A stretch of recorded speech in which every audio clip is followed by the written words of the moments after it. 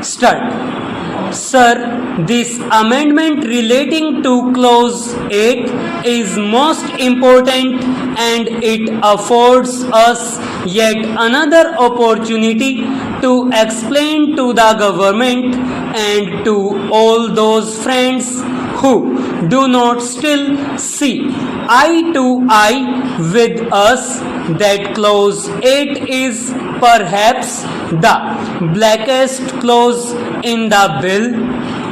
We have made it very clear, Mr. Deputy Chairman, that we have very many clauses in this bill to support. That is a matter of great satisfaction to us. Now, sir, whatever the government may be saying, whatever the Prime Minister may be theorizing, whatever new discoveries may be made by him with regard to the proposition of linguistic states and whatever accusations may be made against the other parties or breaking the unity of India, the fact remains that the states reorganization bill as we have it before us recognizes in practice the reorganization of India largely on the basis of language. Nothing can detract this outstanding fact with regard to this bill. Therefore, sir, let us be very clear about it. It is not something that we are saying for the first time, and it is not something which is very extraordinary. The whole bill is based on the acceptance of the underlying principle of linguistic reorganization of states. A number of states on the basis are going to come into existence. But when we come to that region of Maharashtra and Gujarat, we find a different type of dispensation meted out to them. There is no logic in it, there is no reason in it, and there is no principle in it except that the ruling party, because of certain reasons, suddenly decided upon taking this preposterous course.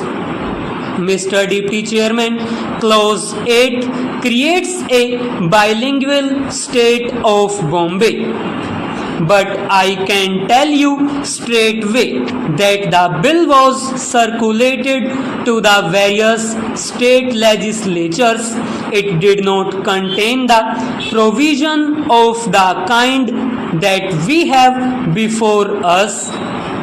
Thus, the people in the state and their legislators in particular were denied the opportunity of addressing their mind to this particular clause which we have before us. They discarded certain other things too. It was open to them to discard this matter also.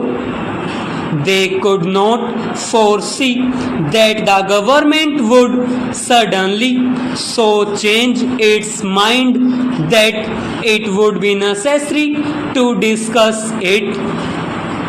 They concentrated on the provisions of the bill based on the recommendations of the Commission.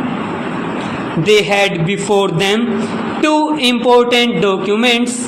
One, the Commission's recommendations with regard to Bombay, and the other, the proposals contained in the bill that went to them. They concentrated only on those things, and they could never have seen that certain honorable gentlemen would collect together in the lobbies signatures of various members on a little piece of paper and flaunt them before the Prime Minister, and the Prime Minister, who has not been easily changeable in regard to this matter, would suddenly change and accept the suggestion for the creation of a bilingual state. That is how this clause came into existence. And today, sir, in this house, we are called upon to support this clause regardless of what the Maharashtrians think about it, and regardless of what the Gujaratis think about it. Mr. Deputy Chairman, it pains us when we hear the Honorable Minister talking in one breath with regard to Himachal Pradesh and other states about the people's will, and yet when it comes to the question of Gujarat, that right is denied to it.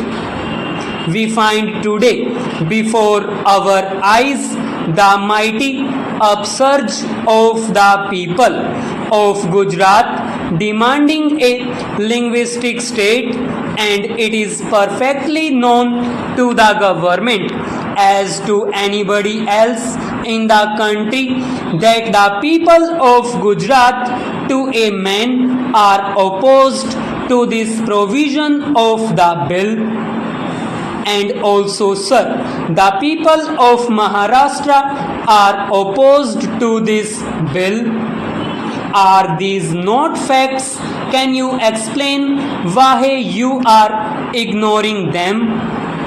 I found grave silence on the part of the Home Minister when he spoke in reply to the debate.